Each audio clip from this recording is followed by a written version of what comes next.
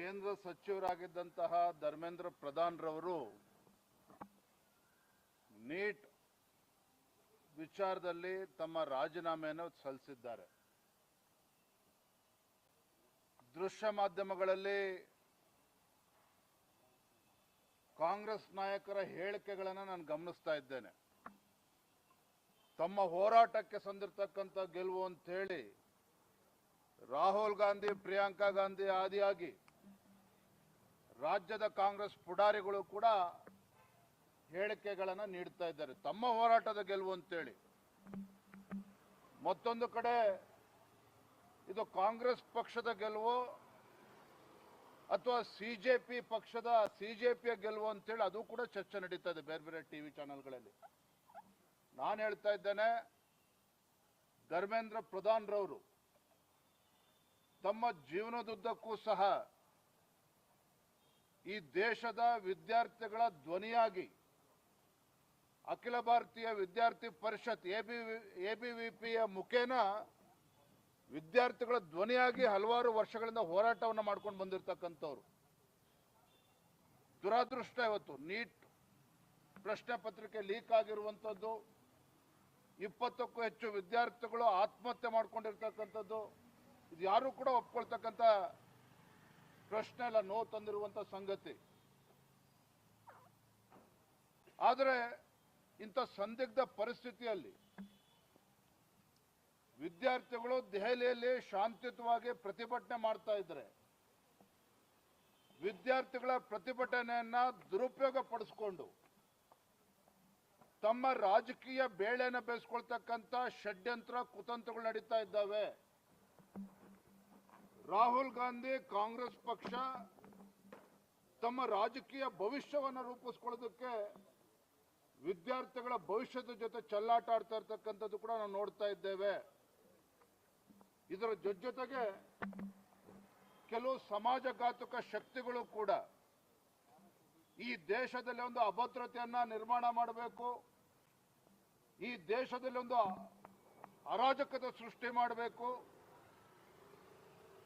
ಇದನ್ನು ನಾನು ಹೇಳ್ತಾ ಇಲ್ಲ, ವಾಂಗ್ಚುಕ್ ಅವರು ತಮ್ಮ ಉಪವಾಸ ಸತ್ಯಾಗ್ರಹದಿಂದ ಹಿಂದೆ ಸರಿಬೇಕಾದ್ರೆ ಇದನ್ನು ಕೂಡ ಅವ್ರು ಹೇಳಿದ್ದಾರೆ. ವಿದ್ಯಾರ್ಥಿಗಳ ಹೋರಾಟವನ್ನ ಕೆಲವು ಸಮಾಜಘಾತಕ ಶಕ್ತಿಗಳು ದುರುಪಯೋಗ ಪಡಿಸ್ಕೊಳ್ತಾ ಇದ್ದಾವೆ, ಅದಕ್ಕೋಸ್ಕರ ನಾವು ಉಪವಾಸವನ್ನು ಹಿಂತೆಗೆದುಕೊಳ್ತಾ ಇದ್ದೇನೆ ಅನ್ನೋ ಮಾತನ್ನ ವಾಂಗ್ಚುಕ್ ಅವರು ಕೂಡ ಹೇಳಿದ್ದಾರೆ. ಮಹಾರಾಷ್ಟ್ರದಲ್ಲಿ, ಬಿಹಾರ್ನಲ್ಲಿ, ಕರ್ನಾಟಕ ರಾಜ್ಯದಲ್ಲಿ, ದೇಶದ ಬೇರೆ ಬೇರೆ ರಾಜ್ಯಗಳಲ್ಲಿ ಇಂಥ ದುಷ್ಟ ಶಕ್ತಿಗಳು ಇವತ್ತೇನು ವಿದ್ಯಾರ್ಥಿಗಳ ಹೆಸರಲ್ಲಿ ಬೆಂಕಿ ಎತ್ತಕ್ಕಂಥ ಕೆಲಸ ಮಾಡೋದಕ್ಕೆ ಹೊರಟಿದ್ದಾರೆ, ವಿದ್ಯಾರ್ಥಿಗಳ ಭವಿಷ್ಯಕ್ಕೆ ಕೊಳ್ಳಿಡ್ತಕ್ಕಂಥ ಕೆಲಸವನ್ನು ಮಾಡೋದಕ್ಕೆ ಹೊರಟಿದ್ದಾರೆ. ಇದರಿಂದ ಎಚ್ಚೆತ್ತುಕೊಂಡು ಇವತ್ತು ಧರ್ಮೇಂದ್ರ ಪ್ರಧಾನ್ ರವರು, ಮಾನ್ಯ ಸಚಿವರು ತಾವೇ ಮುಂದೆ ಬಂದು ರಾಜೀನಾಮೆಯನ್ನು ಕೊಟ್ಟಿದ್ದಾರೆ. ಮತ್ತೊಂದು ಕಡೆ ಪ್ರಧಾನಮಂತ್ರಿಗಳು ನರೇಂದ್ರ ಮೋದಿಜಿ ಅವರು ನಿನ್ನೆನೂ ಕೂಡ ಅವರ ಹೇಳಿಕೆಯನ್ನು ಬಿಡುಗಡೆ ಮಾಡಿದ್ದಾರೆ, ಮೊನ್ನೆನೂ ಕೂಡ ಅವರು ಹೇಳಿಕೆಯನ್ನು ನೀಡಿದ್ದಾರೆ. ಪಾರದರ್ಶಕವಾಗಿರ್ತಕ್ಕಂಥ ತನಿಖೆ ಆಗಬೇಕು, ಮುಂದೆ ಮತ್ತೊಮ್ಮೆ ಈ ರೀತಿ ಘಟನೆಗಳು ಮರುಕಳಿಸಬಾರದು. ಯಾರಿಂತ ದೇಶದ್ರೋಹಿಗಳಿದ್ದಾರೆ ನೀಟ್ ಪ್ರಶ್ನೆ ಪತ್ರಿಕೆ ಲೀಕ್ ಮಾಡೋ ವಿಚಾರದಲ್ಲಿ ಅವರಿಗೆ ಕಠಿಣವಾಗಿರ್ತಕ್ಕಂಥ ಶಿಕ್ಷೆ ಆಗಬೇಕು ಮತ್ತು ಫಾಸ್ಟ್ ಟ್ರ್ಯಾಕ್ ಕೋರ್ಟ್ನಲ್ಲಿ ಇತ್ಯರ್ಥ ಆಗಬೇಕು ಅಂತ ಹೇಳಿ ಫಾಸ್ಟ್ ಟ್ರ್ಯಾಕ್ ಕೋರ್ಟ್ಗಳನ್ನು ಕೂಡ ಇವತ್ತು ರಚನೆ ಮಾಡಿರುವಂಥದ್ದು. ಇಷ್ಟೆಲ್ಲ ಆಗಿದ್ರೂ ಸಹ ವಿದೇಶದಲ್ಲಿ ಮೋಜು ಮಾಡ್ತಾ ಇದ್ದಂಥ ರಾಹುಲ್ ಗಾಂಧಿ ಅವರು ವಿದ್ಯಾರ್ಥಿಗಳ ಹೋರಾಟ ದಿನೇ ದಿನೇ ಹೆಚ್ಚಾಗ್ತದೆ ಅಂತೇಳಿ ಅರ್ಥ ಮಾಡಿಕೊಂಡು ರಾತ್ರೋರಾತ್ರಿ ಬಂದು ಏನು ಕಳೆದ 10-12 ವರ್ಷದಿಂದ ದೇಶದ ಜನರ ವಿಶ್ವಾಸವನ್ನ ಗೆಲ್ತಕ್ಕಂಥ ನಿಟ್ಟಿನಲ್ಲಿ ವಿಫಲರಾಗಿರ್ತಕ್ಕಂಥ ರಾಹುಲ್ ಗಾಂಧಿ ಅವರು, ಕಾಂಗ್ರೆಸ್ ಪಕ್ಷ ಇಂಥ ನೀಟನ್ನ ಹೋರಾಟವನ್ನು ದುರ್ಬಳಕೆ ಮಾಡಿಕೊಂಡು ತಮ್ಮ ರಾಜಕೀಯ ಭವಿಷ್ಯವನ್ನು ರೂಪಿಸ್ಕೊಳ್ಳೋಕೆ ಹೊರಟಿದ್ದಾರೆ. ಇದಕ್ಕೆ ಭಾರತೀಯ ಜನತಾ ಪಾರ್ಟಿ ಅವಕಾಶವನ್ನು ಕೊಡೋದಿಲ್ಲ. ಹಾಗಾಗಿ ಇವತ್ತು ಧರ್ಮೇಂದ್ರ ಪ್ರಧಾನ್ ಅವರು ರಾಜೀನಾಮೆ ಕೊಟ್ಟಿದ್ದಾರೆ. ಇವತ್ತು ಕಾಂಗ್ರೆಸ್ ಪಕ್ಷ ಇರ್ಬೋದು, ದೇಶದಲ್ಲಿರ್ತಕ್ಕಂಥ ವಿರೋಧ ಪಕ್ಷಗಳು ಒಂದು ಅರ್ಥ ಮಾಡ್ಕೋಬೇಕು, ವಿದ್ಯಾರ್ಥಿಗಳ ಭವಿಷ್ಯವನ್ನ ಕಟ್ಟುವಂತ ನಿಟ್ಟಿನಲ್ಲಿ ಸಲಹೆಗಳನ್ನೇ ಕೊಡಬೇಕೆ ಹೊರತು ಈ ರೀತಿ ಬೆಂಕಿ ಹಚ್ಚತಕ್ಕಂಥ ಕೆಲಸ ಅವ್ರು ಮಾಡಬಾರ್ದು. ಈಗಲಾದರೂ ಕೂಡ ಎಚ್ಚೆತ್ಕೊಂಡು ಕಾಂಗ್ರೆಸ್ ಪಾರ್ಟಿ ಒಂದು ಜವಾಬ್ದಾರಿತ ವಿರೋಧ ಪಕ್ಷವಾಗಿ ಕೆಲಸ ಮಾಡೋದನ್ನ ಕಲ್ತ್ಕೊಳ್ಬೇಕಾಗ್ತದೆ. ಮಕ್ಕಳ ಭವಿಷ್ಯದ ಜೊತೆ ಚೆಲ್ಲಾಟ ಆಡಬಾರ್ದು ಅಂತೇಳಿ ನಾನು ಈ ಸಂದರ್ಭದಲ್ಲಿ ತಮ್ಮ ಮುಖೇನ ಆಗ್ರಹವನ್ನು ಪಡಿಸ್ತಾ ಇದ್ದೇನೆ. ಇದು ಯಾರ ಗೆಲುವು ಸರ್? ಇದು ಜೆನ್ಜಿ ಗೆಲುವು ಅಂತ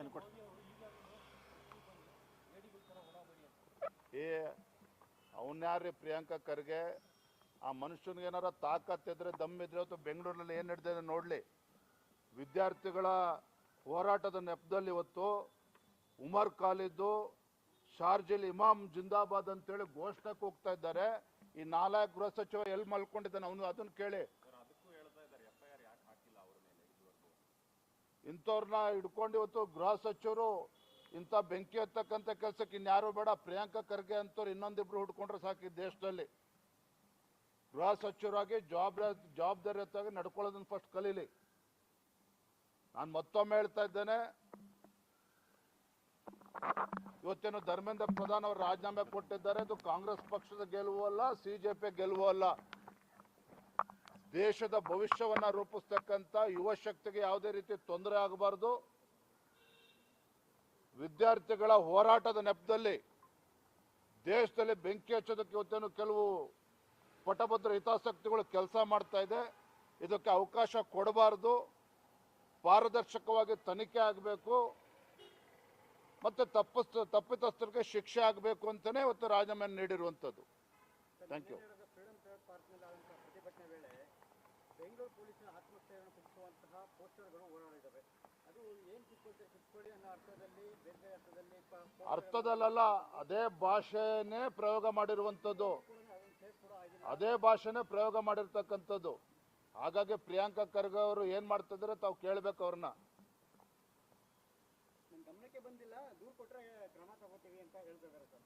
ನೀವೇ ದೂರು ಕೊಡಿ ಅಂತ ಹೇಳ್ತಾರೆ ಸರ್. ಹೋರಾಟಕ್ಕೆ ದಾಖಲು ಮಾಡ್ತಾರೆ. ಇವರೆಗೂ ಕೂಡ ಇಲಾಖೆಯ ಸಿಬ್ಬಂದಿಗಳ ರಕ್ಷಣೆಗೂ ಕೂಡ ಮುಂದಾಗ್ತದೆ. ಅಂದ್ರೆ ಅವ್ರ ಪರವಾಗಿ ಕೂಡ ಒಂದು ಮಾತಾಡುವಂಥದ್ದು ಕೂಡ ಆಗ್ತಾ ಇಲ್ಲ, ಅವ್ರು ಬೇರೆ ಹೇಳುವಂಥದ್ದು ಕೂಡ. ತಮ್ಮ ಮುಖೇನ ಪ್ರಿಯಾಂಕಾ ಖರ್ಗೆ ಮಾನ್ಯ ಗೃಹ ಸಚಿವರಿಗೆ ನಾನು ಆಗ್ರಹ ಪಡಿಸ್ತೇನೆ.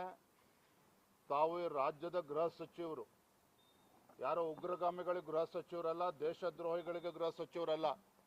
ಈ ರಾಜ್ಯದ ರಕ್ಷಣೆ ಮಾಡ್ತಕ್ಕಂಥ ಕರ್ತವ್ಯ ನಿಮ್ಮ ಮೇಲೆ ಇದೆ, ನಿಮ್ಮ ಸರ್ಕಾರದ ಮೇಲೆ ಇದೆ. ಈ ರೀತಿ ಬೇಜವಾಬ್ದಾರನ ಹೇಳಿಕೆ ಕೊಡ್ತಾ ಇರೋದ್ರಿಂದಲೇ ರಾಜ್ಯದಲ್ಲಿ ಪದೇ ಪದೇ ಈ ರೀತಿ ಘಟನೆಗಳು ನಡೀತಾ ಇರುವಂಥದ್ದು.